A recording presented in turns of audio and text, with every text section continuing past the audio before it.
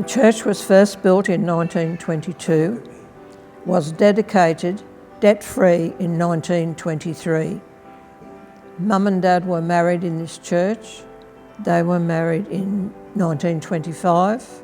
They had fond memories of the church itself and of all the members of the church. It was always a very close-knit family.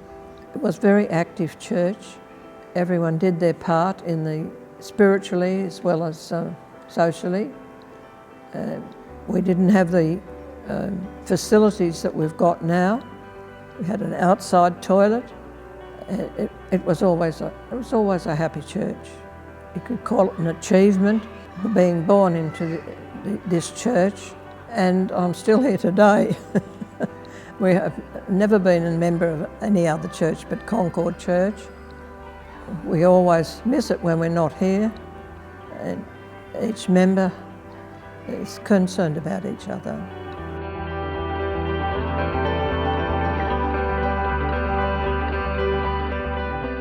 When we decided to build the hall in 1954, 56 in that time, our pastor at the time was Pastor Eric Hon, who ministered here for 9 years.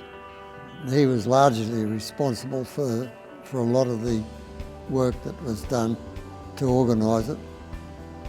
But all the church members bogged in and did their bit.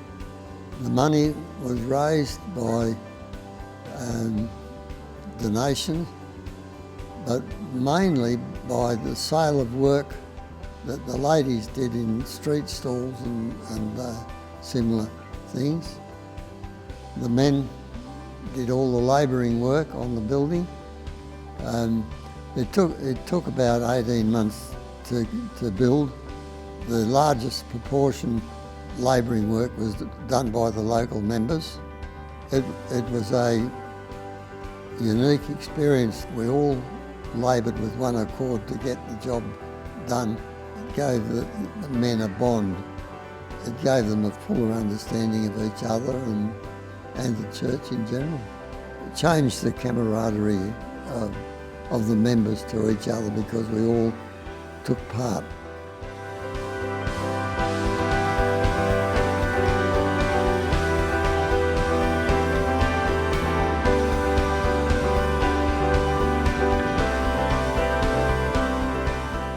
I walked into the church in the year 1991. I was baptised very soon after in 1992. When I first walked in, there weren't many people. There was a lot of old people, say in total about 20 altogether. I got married shortly after I walked in. We were married with the green walls, and the church needed a bit of TLC. Obviously, there was also a spiritual need to build up with those spiritual bricks. Those spiritual bricks are us, and I believe that God needed to build the church up. I had this on my heart, it was a burden on my heart, and we worked under the conviction of God to build the church up. God sent people in the church that added to that growth, and the church began to grow, and those spiritual bricks began to be put one upon another. I had my children here. My son was dedicated here, my daughter was dedicated in this church, and they were both baptised in this church. You look back and you're just amazed what God has done. And I think this is part of our personal growth, our spiritual growth. God has allowed us to participate in His work.